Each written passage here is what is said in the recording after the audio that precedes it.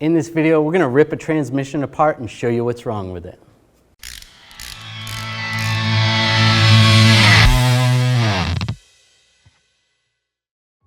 Now before you do this, you want to check some things out. You want to make sure the vehicle shifts in all the gears. Road test the vehicle, not only cold but hot, go up on the highway, see what's missing. If there's a certain gear that's not shifting properly, whether it's a lag or a harsh shift, check those things out, write them down, and that'll help you with diagnosing the internals of the transmission. One other thing to think of before you take this all apart is transmission shift adapts. Now, newer vehicles have adapts so that when there's internally worn components in the transmission, the computer is going to adapt to those. Now, if you disconnected the battery recently or someone programmed something on the vehicle, it may shift a little weird. There might not be anything wrong and you just have to drive the vehicle. The normal way to do this is you would support the engine and transmission from up top, use some kind of a bracketry, something similar to this. The problem is this one doesn't fit, it's too short. It needs to go all the way to the fenders on both sides. So this isn't gonna work for me. I'm gonna have to do this a different way. Now before I disconnect the battery, I want to lock the steering wheel, make sure the wheels are going straight ahead, and take the seat belt, just go through here. And you can actually buckle it. You can move the seat forward. Now that'll prevent the steering wheel from spinning. Now the battery is located underneath here in the back seat. Slide this cover off and just disconnect the negative terminal. Now what I need to start doing is disconnecting everything from above the motor. This fuse box has to come out. There's a panel underneath there. The bracket has to come out. And then there's a engine mount that's got to come out. Anything also connected to the engine that's also going to be connected to the body, the cover, the air box, this panel right here, and that's what we're going to do next.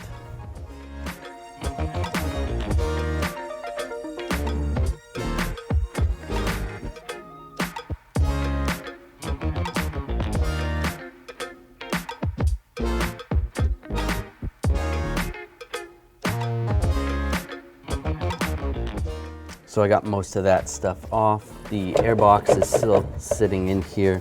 I'm gonna take this computer out of the way.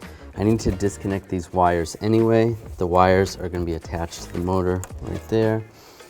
And also the wire right here. And I will pull the reservoir off next. So that's what we'll do.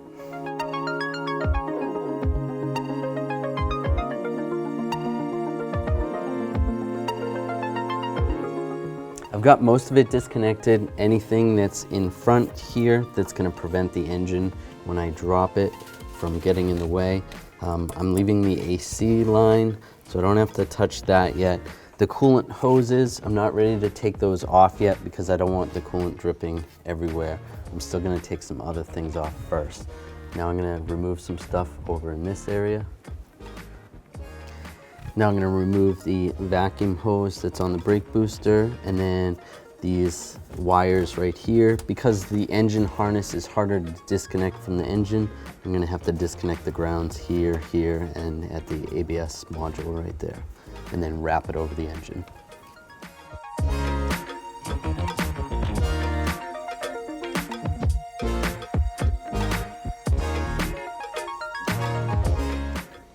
So we still have the fuel lines connected, we still have the transmission cooler lines connected, we still have the heater hoses connected, and the engine coolant radiator hoses, the upper and lower hose. So I'm going to leave those connected right now. Now I'm going to take all the wheels off.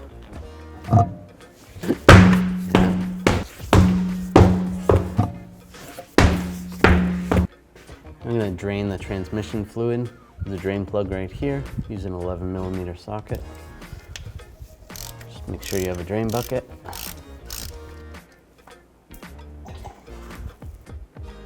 Now most of that's all drained out, so we'll just put the plug back in and snug it up. On each side, I'm going to remove the tie rods from the knuckle and also remove the sway bar link from the strut.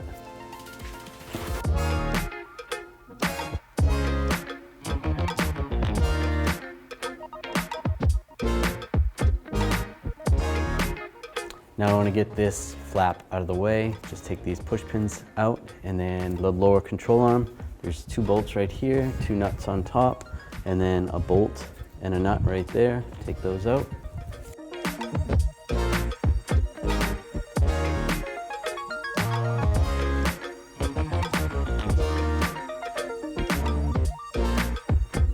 Now with those bolts out, you can take your pry bar and pry this out a little bit. And before you pry it out too far, we gotta separate that axle from the transfer case. So just take the pry bar, get underneath there, and just pop it out. There we go. So that's loose. Get this off.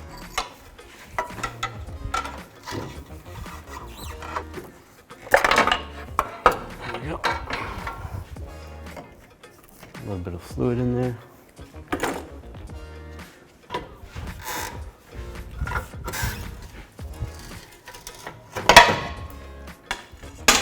And just move this to the side. Just make sure there's no tension on the brake hose. I'll do the same with the other side.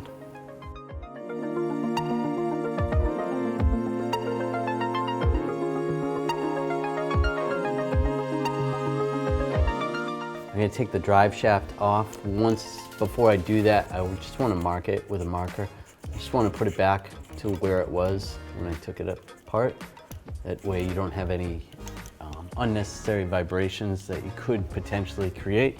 And I'm going to do the same on the rear yoke as well.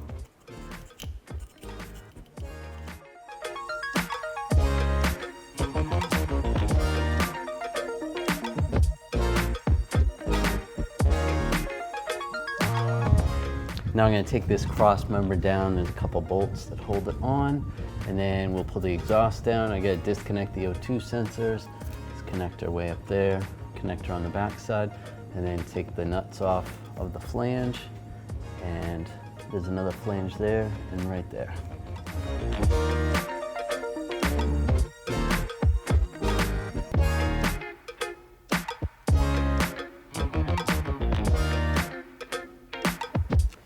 Disconnect the steering rack, just slide this boot up, and then there's a 11mm bolt. Just take that bolt out, and then you can disconnect that lower shaft. Just slide it out of the way.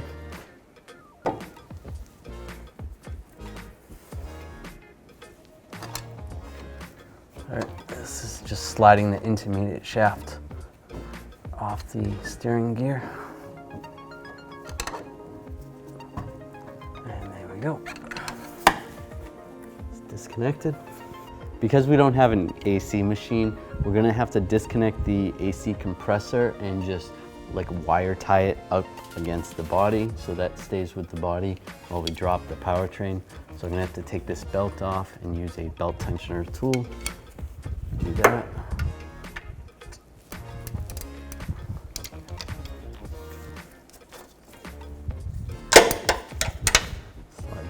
Tool off. Now I'm going to remove the bolts for the compressor. There's 2 bolts on the bottom, 2 bolts on the top, 1 bolt on the bottom, and 1 nut and a stud.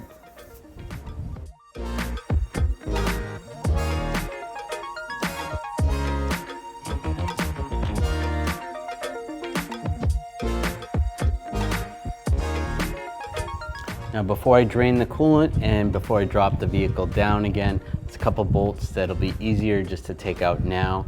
I'm going to take these 2 bolts out of this bracket. I'm going to leave this bolt in that's holding the cradle to the body.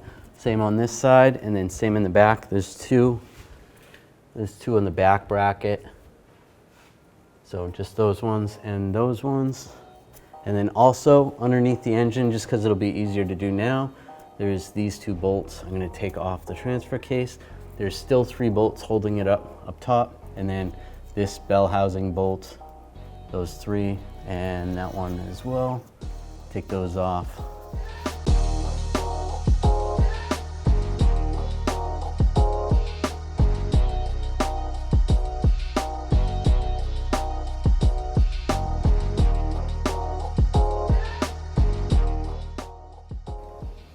There's a lower radiator hose right here. Now I'm going to disconnect that and drain the coolant.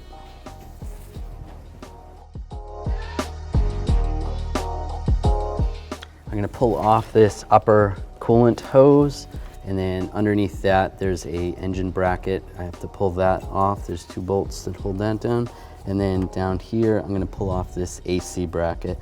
This goes to the pressure line, or one of the AC lines.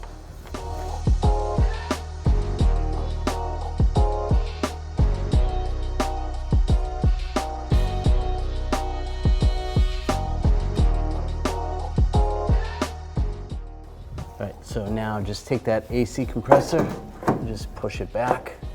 Just push it. There is a little frame right here that I'm gonna wire tie that to the fan later, but I'm not gonna do that right this second. And this power steering hose here that's gonna come out of there. So that'll be good for now. Now everything seems to be disconnected on the front of the motor. Now we're just going to disconnect everything from the back. We're going to take this evap line off. Then I'm going to disconnect the fuel line. And then there's 2 transmission cooler lines that I need to disconnect. There's a couple nuts that hold those on, and then some brackets. There's a 10mm nut for this one that goes in the back. And then also this coolant hose. Once I get that stuff out of the way, we can fold this harness back onto the powertrain and be good to go.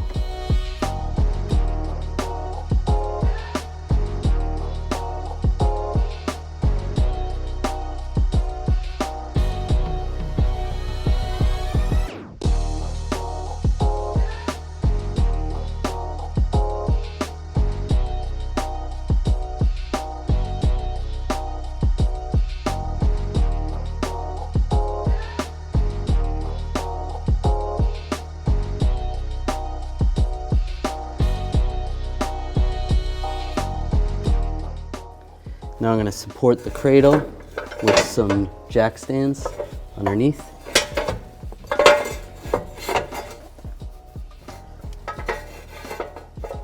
Right there is good. Now I'm going to take those cradle bolts out. There's going to be 2 in the rear and 2 in the front. Just stay clear.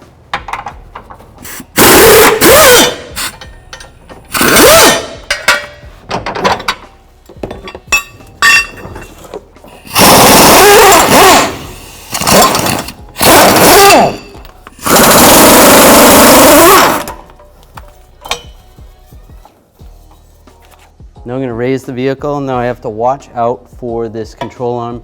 Just make sure it doesn't get snagged on anything. You can spin it around. You have to. Same with the other side. I guess it'll be all right that way. And like the tie rod end and the sway bar link are going to go down with the powertrain. And just go slow and just make sure you don't hear anything cracking.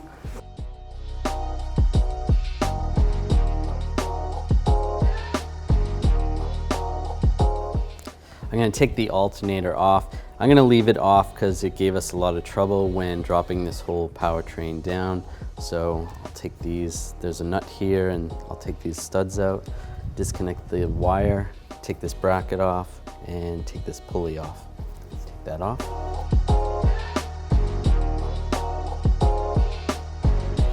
Now I need to remove the catalytic converter to get the starter out so that I can access the torque converter bolts. I'm going to take off the shield and the other bolts that are on there. I did put the oil filter back on just temporarily so that it doesn't trip all over the place, but I might have to take that off again.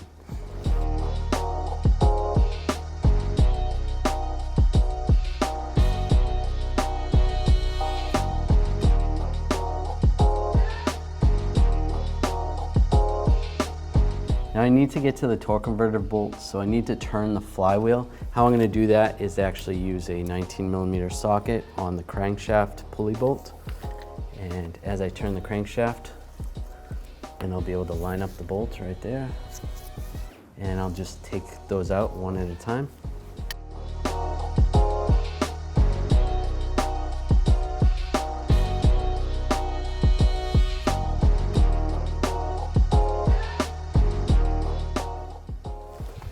Now we're going to remove the transfer case. Now I could probably leave that attached and just disconnect the transmission and slide it away and the transfer case would just stay there. But there's a O-ring that's on the transfer case that's actually pretty crucial, and it's not easy to get the transfer case back onto the transmission without ruining that seal. We're going to replace it anyway, but it'll just make it easier. So what I need to do is support the engine over here because there's a motor mount that's right there that's actually attached to the transfer case. So I could support it from underneath using a floor jack, but I'm actually just going to use an engine hoist and support the engine. It'll be a little bit safer.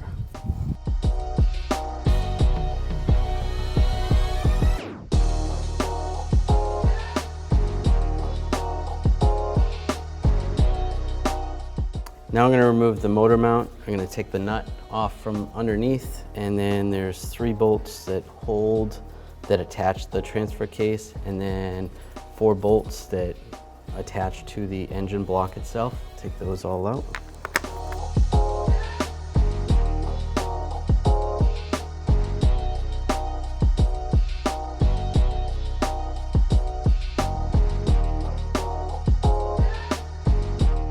Now these are the last 3 bolts that are holding the transfer case on. I'll have to take those out. I am going to use a floor jack to help support the transfer case.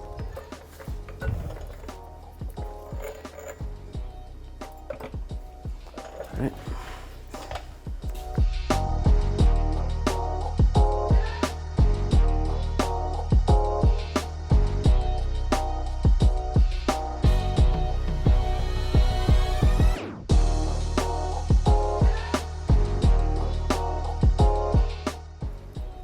So now that I have the transfer case out, I am going to have to temporarily put the motor mount back in position just so I can support the engine over here.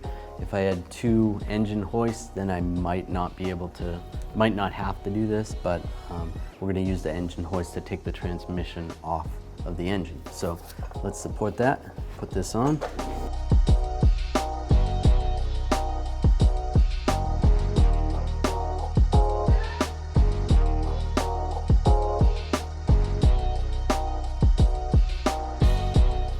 Now I only put a couple of the bolts in the actual engine mount bracket, and I'm not even going to tighten the nuts down for the mount itself. I can just lower this down. That's good. I'll just take this chain off.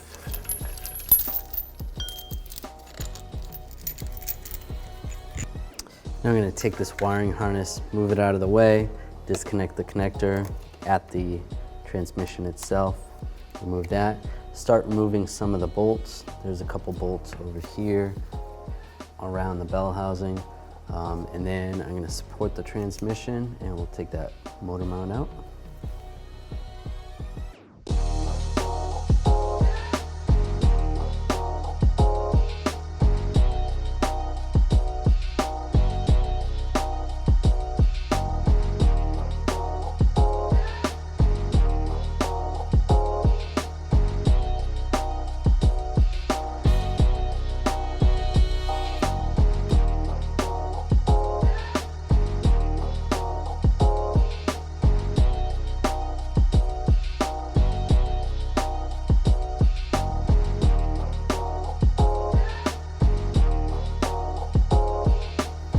All right, so I got those out.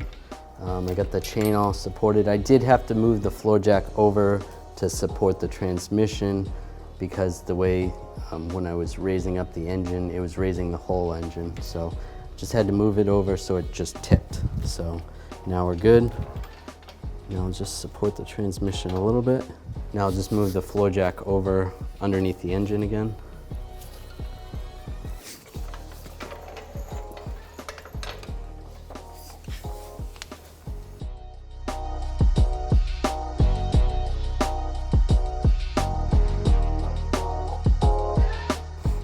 All right, so now all those bolts are out, transmission's loose. Just take a pry bar, just pry it out. Just be careful.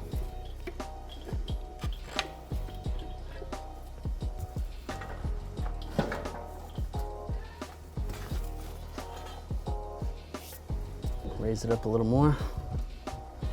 And be careful, you don't want the torque converter to fall out. So it's tipping a little at an angle I don't really like, but just slide it out of the way.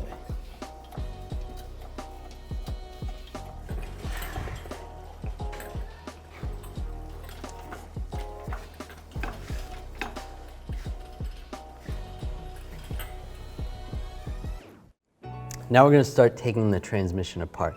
I have a nice clean table. What you would normally want to do is have this in a stand so you can pivot and rotate it. We don't have that luxury, so we're going to do it on the table. And if you had that stand, you could pivot this transmission so the torque converter is straight down, and there's special T handles you can get that thread into there, and you can pull that straight up. I'm going to do the best I can. I have a bolt that's going to thread into there, and then carefully take this out. Just slide it. Now there's a lot of fluid in this. What I'm going to do is tip this upside down in a bucket and let the fluid drain out. Now we're going to take this valve body cover off. There's a bunch of bolts come around it, and some of the fluid's going to come out when we do this. And there we go, there's more fluid. Oh, a lot of fluid. Now this is the TCM, or the transmission control module. This is basically the brain. This is what tells the transmission what to do. And also the solenoid pack. So the fluid goes through these solenoids and the computer opens and closes those solenoids. Now I'm going to disconnect that, take these connectors off right here, and then take out all those bolts.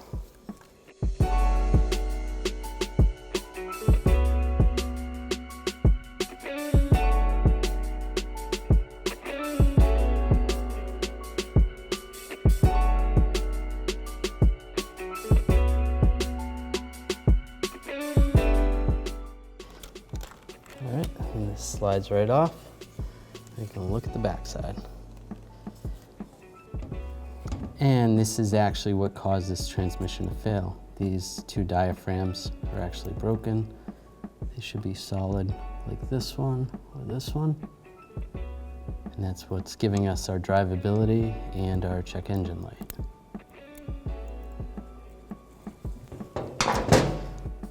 Now here is where the valve body is located, right here. There's two pieces of metal sandwiched together, and that's where all the valves switch back and forth. So the solenoids command the valves to go back and forth. Not a lot of problems with the valve bodies in these vehicles. You don't really have to rebuild them that often. You can pull it off and check the valves, make sure everything moves properly, especially if you're having a problem with one of the gears hanging up or something. You're going to want to check that valve. Now here is where the park neutral safety switch is, the Prindle or the range selector switch. So if you had to replace this, you're going to have to take this cover off, you're going to have to take this lever off here, and there's a little pin right there that holds that on. You have to take that nut off, take the lever off. And then I actually made this specific tool just to get to this, and you have to pry that. It looks like a nail. You pry that out a little bit, and then you can slide it out and slide the new one in, and then you have to hammer it back in.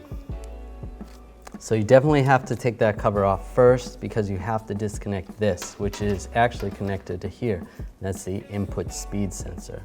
So you can't take this cover off unless you disconnect that. So now we'll take these bolts out, pull that cover off.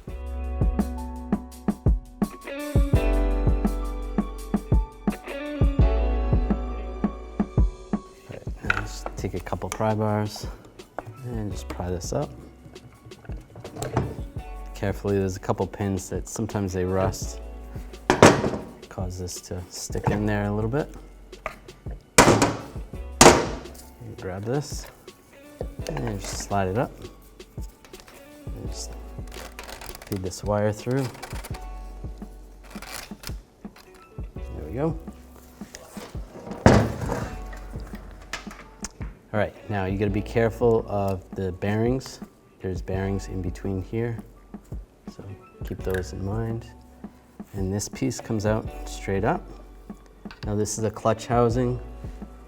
There's clutches right here, and there's also clutches inside here. And we'll check those out later. So there's a bearing right here, thrust bearing washer. Take that off. And then this is the reaction sun gear assembly. Twist that a little bit. There's a sun gear right there that comes out.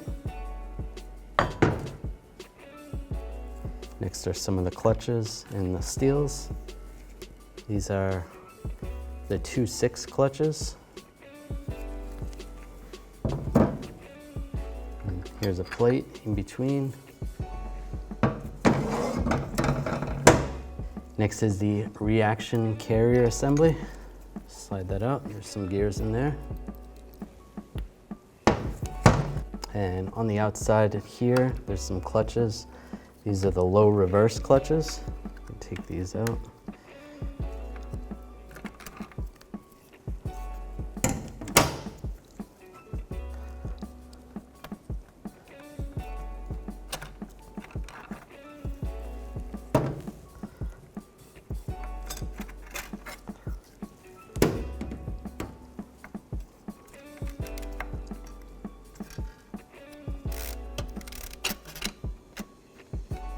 Go.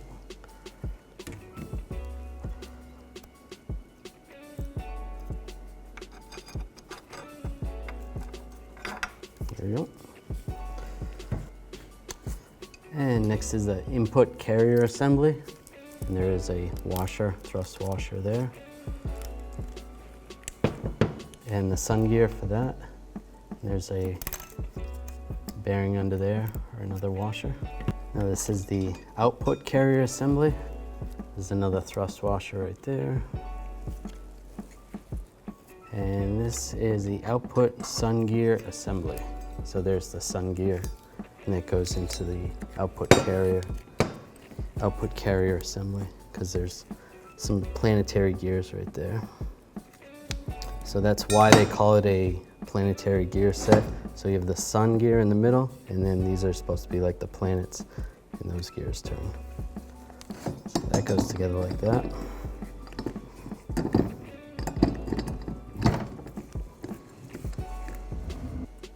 And this is the output gear hub assembly.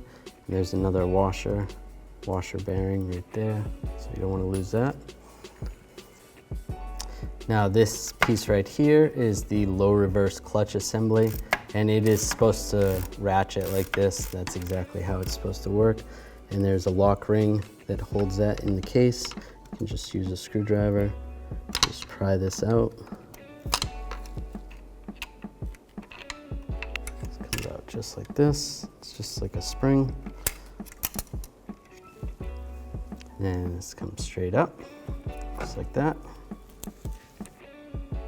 And then these clutches are the 1, 2, 3, 4 clutches.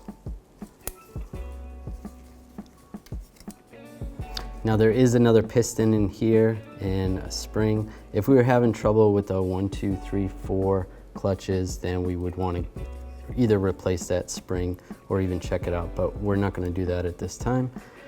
So everything's disconnected or removed from this side of the transmission. Right now we're going to flip the transmission over and split the case half. Now I'm going to take all these bolts out around the perimeter, and there's some on the inside of the bell housing.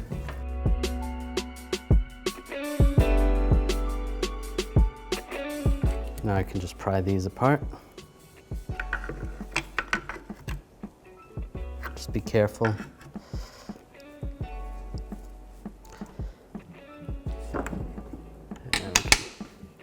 Tap right there as well.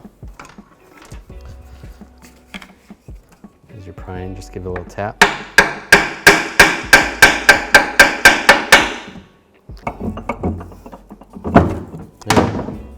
All right, just grab that, slide it out. All right, so here is where your differential is.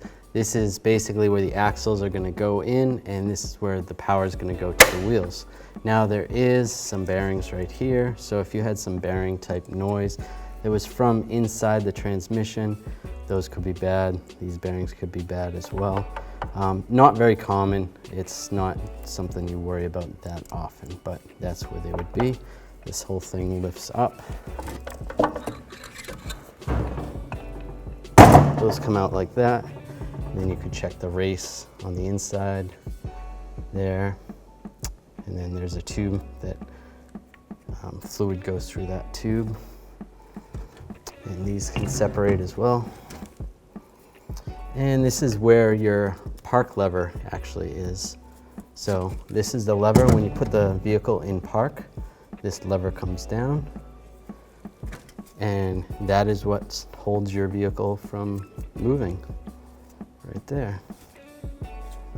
Now here is where the fluid pump is. This is what pumps the pressurized fluid throughout the transmission.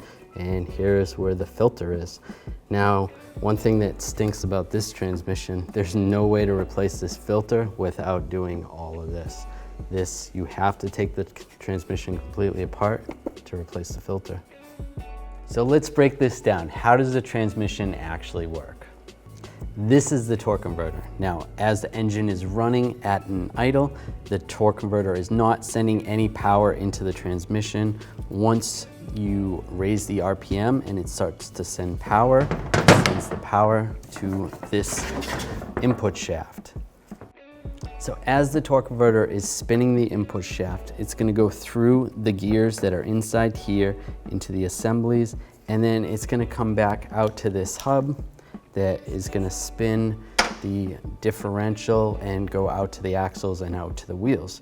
So as you turn this, if I hold one of these assemblies, so spinning this in a clockwise direction as I'm holding this hub, you can see, as I'm holding this assembly, you can see how fast that spins. Now, if I hold a different one, spinning it in the same way, you can see the hub is going in the opposite direction. So reverse, and then holding another one, you can see it goes a lot faster.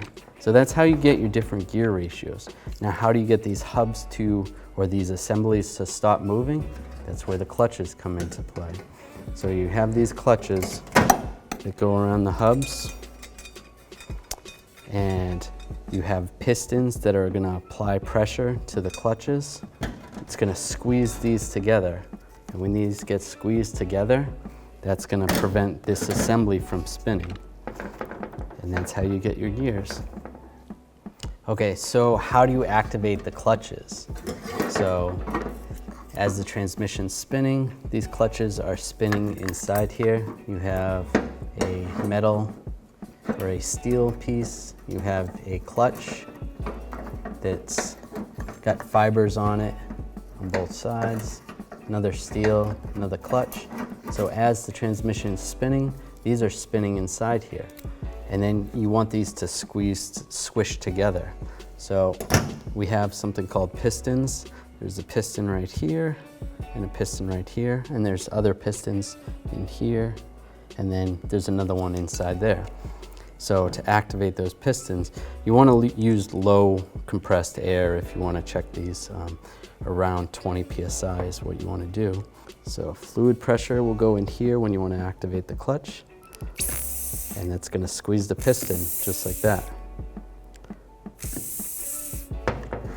There's another one right here,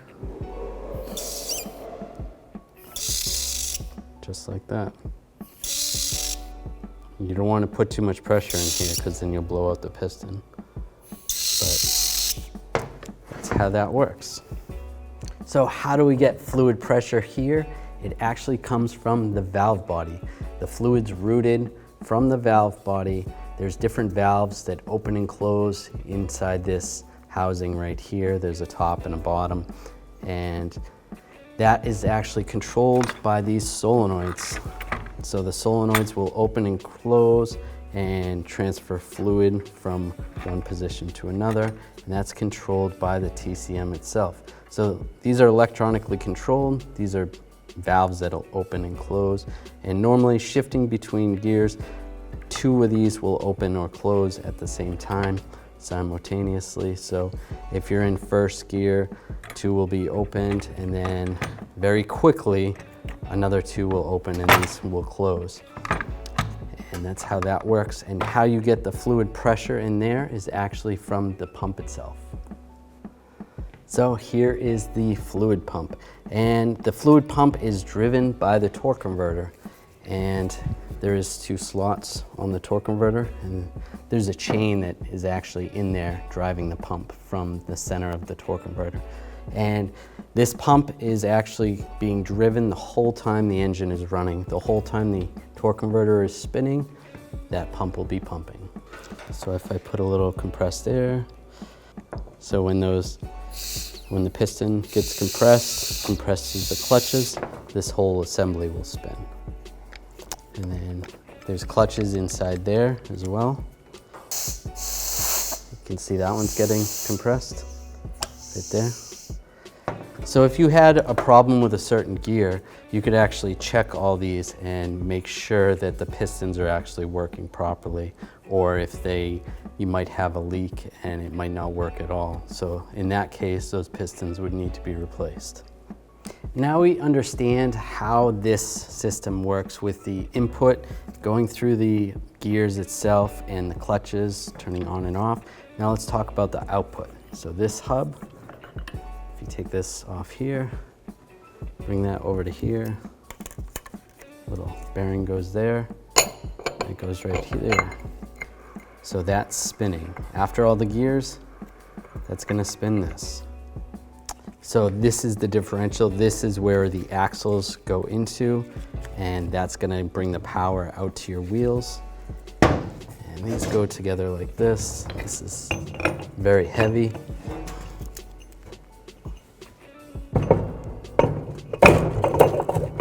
It's gonna slide together. So when this hub is spinning, it's gonna spin this gear, which spins this gear, which is actually attached to your axles. And that's what's gonna spin your wheels. Now that the transmission is all torn apart, let's go over the individual components and what to look for and what could fail. So something you wanna look at before you even take the transmission out of the vehicle, you can check the fluid.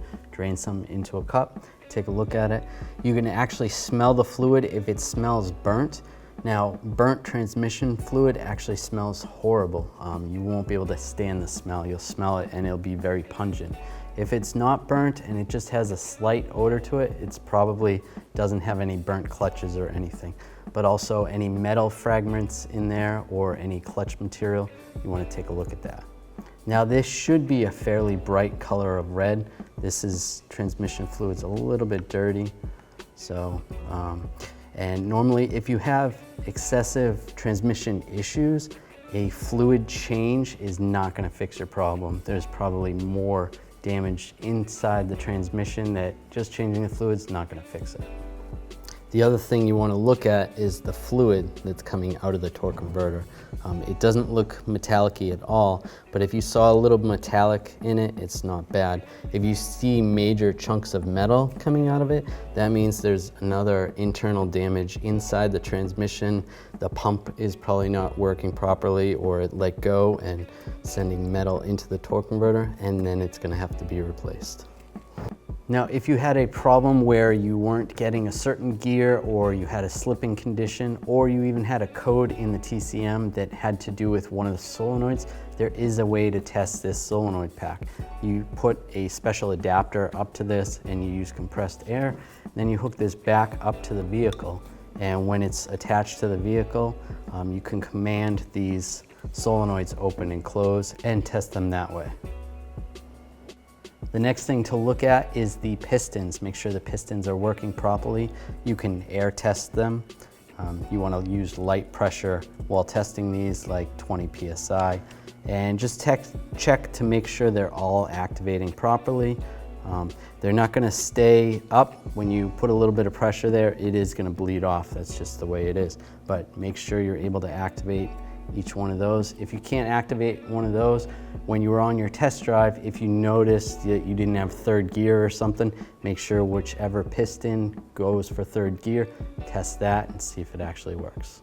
Now, if you don't see a lot of metal in the fluid itself or even at the magnet, you probably don't have any problems with the actual gears, but it's always a good idea to look at these gears anyway.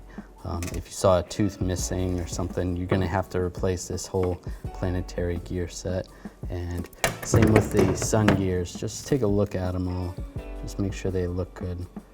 But normally these are all okay, especially if they're lubricated properly, you know, in any of this area. These all look really good. I don't see any problems with any of these. Now, if you did have a vibration or a groaning noise in one of the different speeds, you might have something wrong with the gears. It's not really common, but that's one of the things you would look for if you were looking for a noise or a vibration. Those all look good. Now, if you're having a problem with the pump, if you're having a slipping issue in all the gears, there could be something wrong with the pump. Or if you had a pump-related code, it's a good idea to check the pressure in the pump before you take it apart and see if it's low. If it's weak, it probably needs to be replaced. All right, now we're going to talk about the case. Now, if you had a component in the transmission that grenaded itself, something broke, like the wave plate, and there was parts everywhere, and it was spinning around real fast, and it hit the side of the case at all, and you get some marks in the case.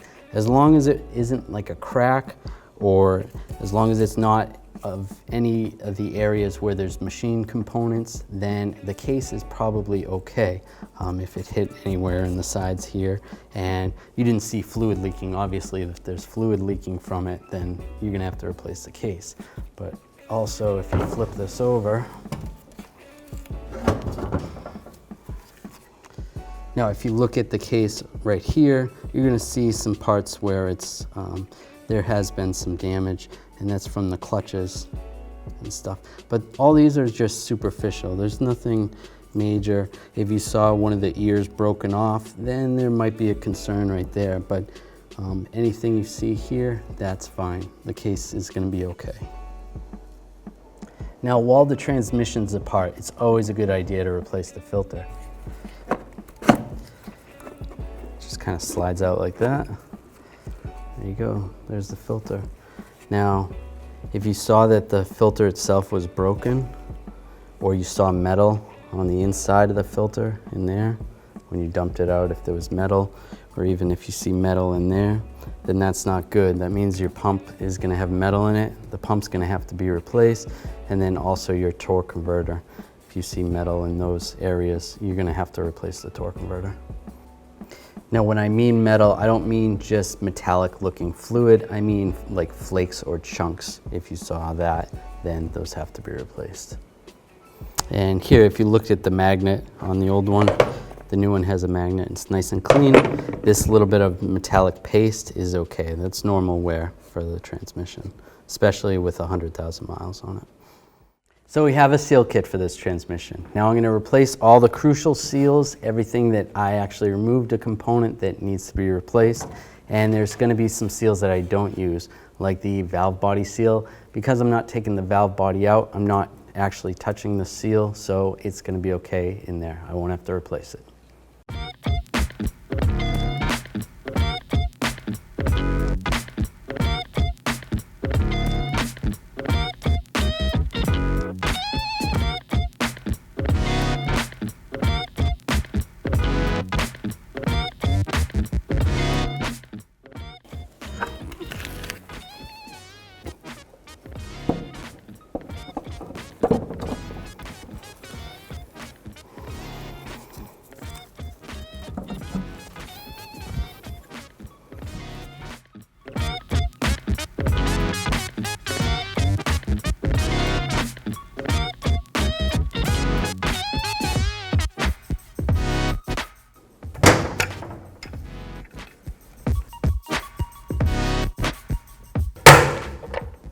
Just tap it down.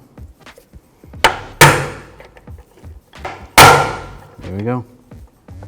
Now, if you were replacing all the clutches, what you would want to do is put them all in a pan, or at least most people do this, and take some transmission fluid and fill them up. Get all the clutches nice and lubricated.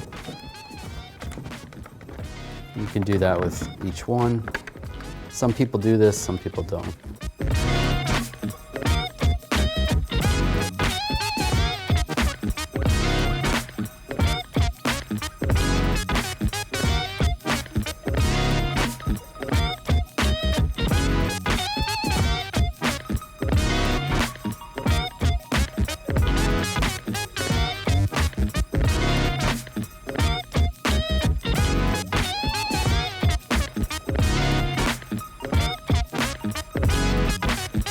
Now I'm going to replace this 35R wave plate. There's nothing wrong with the wave plate, but it is a common break on most of these older transmissions. And I know they updated the part, but while I'm in there, I'm going to replace it anyway.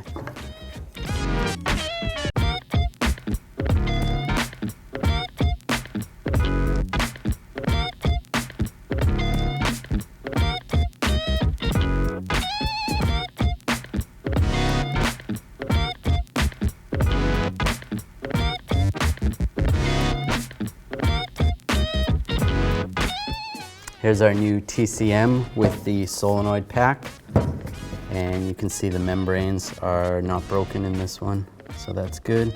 It already has this seal on the back, so we don't have to replace that.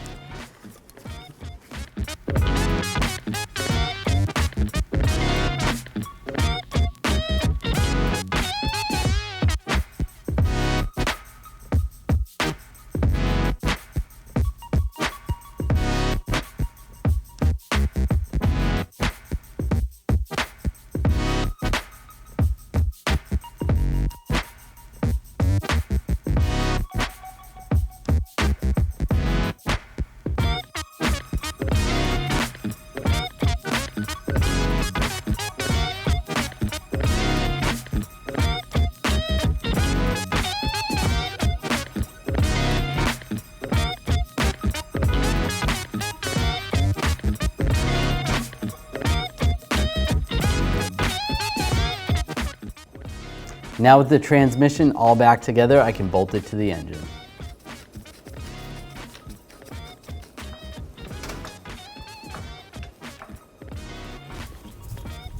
Let's get this. Where it needs to go. Right there.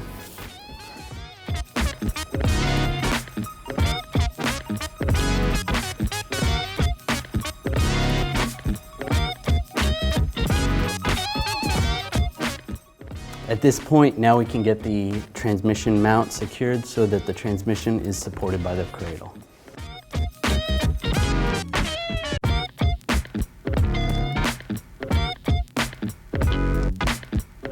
Now I need to install the torque converter bolts. Now I need to index the flywheel.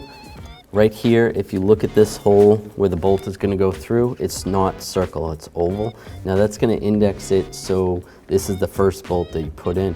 If you did not turn the flywheel to get to that position, then when you put the bolts in and you tighten them up, when you go to spin it, the other bolts are not going to line up. So now that I did that, I can tighten this bolt down and then turn and add the other bolts. Now I've got those torque converter bolts in and torqued. Next I need to put the starter on, put some of the sensors back in, plug in some of the wiring, put the transfer case back on the back side of the transmission, and then we'll be ready to lower the body down onto the cradle.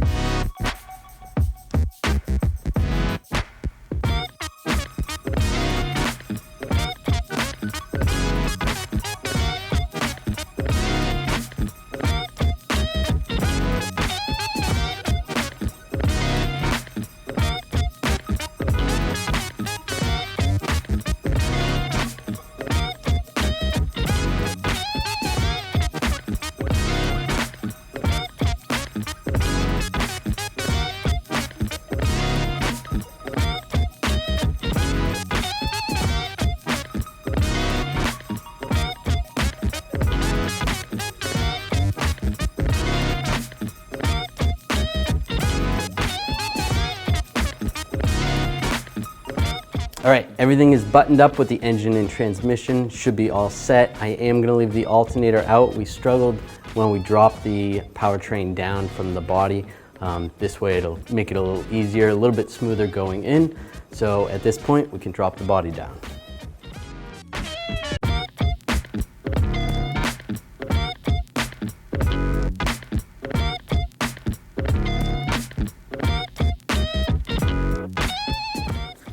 Now that the body is lowered down onto the cradle and the powertrain, now we can put the cradle bolts in. I might have to adjust the cradle a little bit just to get everything to line up. That's what we're going to do next.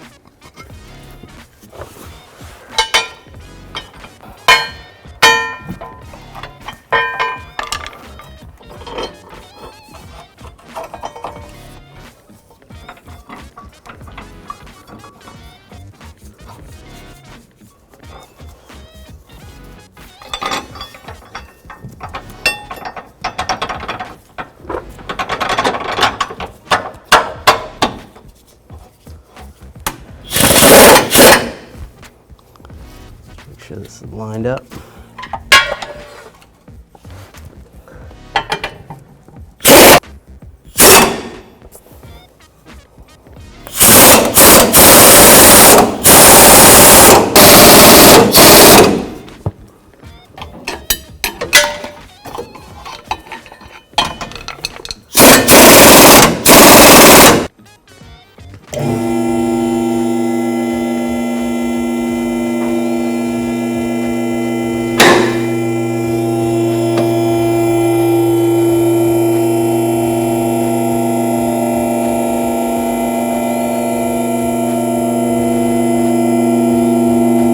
Now we're going to put together everything underneath the vehicle next, like the drive shaft and the suspension and everything else that goes with it.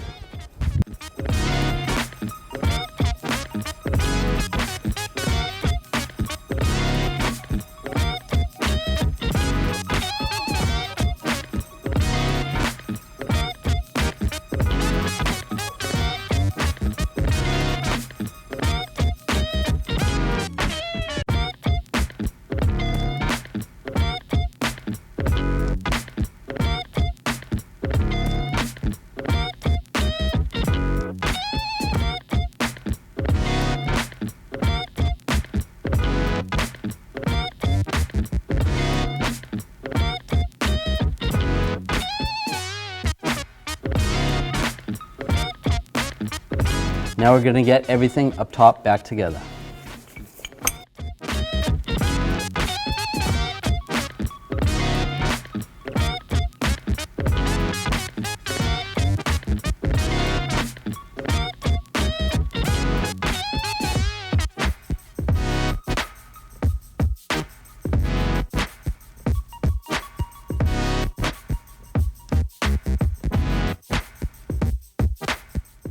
So we're still going to need to top off all the fluids, and we actually have to have the vehicle towed to a dealership because they need to program the TCM. We don't have the ability to program it, they're going to have to do it. I hope you enjoyed this video. Please subscribe to our channel. Make sure you ring that bell, turn on all notifications so you don't miss any of our videos. Thanks for watching. Visit 1aauto.com for quality auto parts shipped to your door, the place for DIY auto repair. And if you enjoyed this video, please click the subscribe button.